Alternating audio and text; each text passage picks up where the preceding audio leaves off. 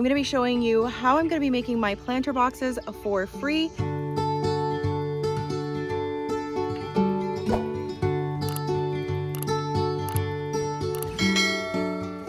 Hey guys, welcome back to Love and Land. It is planting season, so I'm going to be showing you how I'm going to be making my planter boxes for free using recyclable materials, pallets. If you guys haven't checked it out, we also made a goat house made from all recyclable materials, pallets, things that we had here in the land. Definitely check that out. If you guys have followed us for a while, you'll know that there's several planting areas that we have here. I'm going to be making one right off of our deck, just so that I can have access to it at whatever time, and then the kids can be playing in the back and I can also be tending to the garden. So this is going to be very accessible for me, for the kids. So for the next couple of days, we're going to be working on making these pallets. So hope that you guys enjoy it. Let's get to it. All right, guys. So I went ahead and I grabbed that pallet. This specific one had 3 very thick boards in the back. So I had my husband cut along that 2x4 and just pry them off of the actual pallet. I always try to save any extra pieces, any scrap wood from these pallets, just because you can use them for so many other projects. So I just piled it on the side. So once he finished the back, he flipped it over and then he followed that same process in the front. He just gently followed that line of that 2x4 and just cut straight through. Once you're done cutting, then you're going to go ahead and remove the little planks the same way. You're going to definitely keep these because you're going to use them. Once he finished that, he had some extra 2x4 from a previous pallet that we had taken apart. So he just cut off a piece and hammered it at the ends. This will allow for us to be able to attach the boards on the sides. All right, so these are the boards that I told you that we were going to be using later on.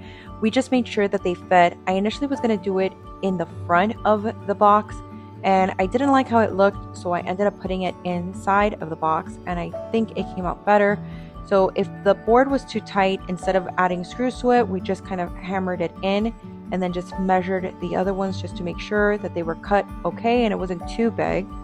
After that, then I was going to go ahead and then screw them on there, which is what you're seeing me do here. So what I ended up doing was using 2 very small screws on the boards. You honestly can get away with a small nail. It doesn't have to be anything super thick or big. Remember also too that when the soil pushes up against the wood, it's going to be holding it as well. So it doesn't have to be too crazy, just something to kind of keep it in place is what I ended up doing.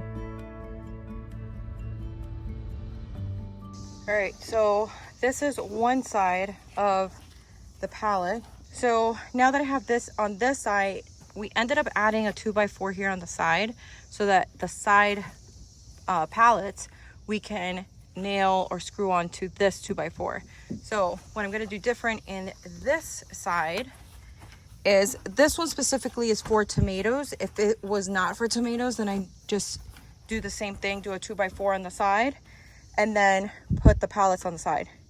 This one's for tomatoes. So what I'm actually going to be doing, I'm going to be using part of the, like a piece of the 2x4 from the actual pallet, and it's going to be the 2x4 here on the side. I'm going to be doing like a trellis for the tomatoes. All right, so once you secure your 2x4s on the side, you're going to go ahead and start hammering in or screwing in these boards.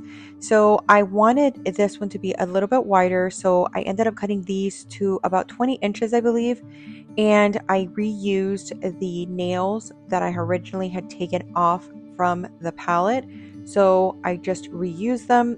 The pallet wood is very workable, so it doesn't take a lot to put these nails in. Once you're done, you're going to go ahead and repeat the same process on the other side. I ended up using 4 of the pieces on each side. Once I was done with the box, I went ahead and positioned it where I needed it to be. Not heavy at all, clearly very light, and it felt very steady, so I was very happy with how it turned out. Ta-da! Now I'm going to go ahead and line the bottom of the garden bed with some cardboard. This will help out with blocking out weeds and acting as a barrier for any invasive plants that you might have as well. All right, so for my box, I'm going to be also adding some extra wood that I have, just filling it in with, I had wood chips, dead leaves, twigs, anything I could get my hands on, honestly, just acting as a filler to my boxes so that you're not just having to fill it up all with soil. We've also been burning a lot, so I had a lot of that wood ash available, which is so good for your soil. It gives you so many nutrients. I highly recommend adding to your vegetable garden too. I added soil from our property as well, and then just topped it off with some all-purpose garden soil.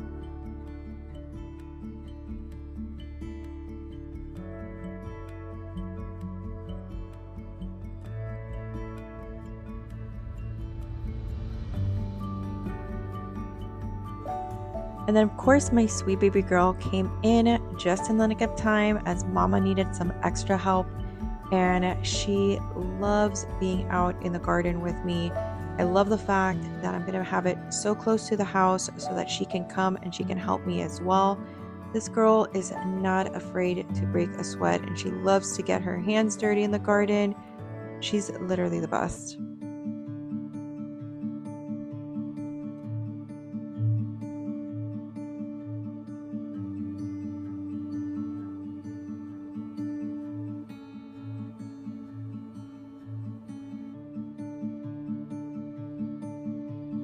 Once we were done adding all of the soil, we went ahead and then just soaked them through. We wanted to make sure that the soil was nice and wet before we added our vegetables. Then we started her favorite part. So initially I only added, I think it was like 3 or 4 plants per box because I didn't want it to be overcrowded, but I did end up adding more afterwards. So you'll see at the end how many I ended up adding, and a lot of this is just trial and error. You add plants. Last year I planted way too many tomatoes, and I wanted to definitely lessen it this year because it definitely felt overcrowded.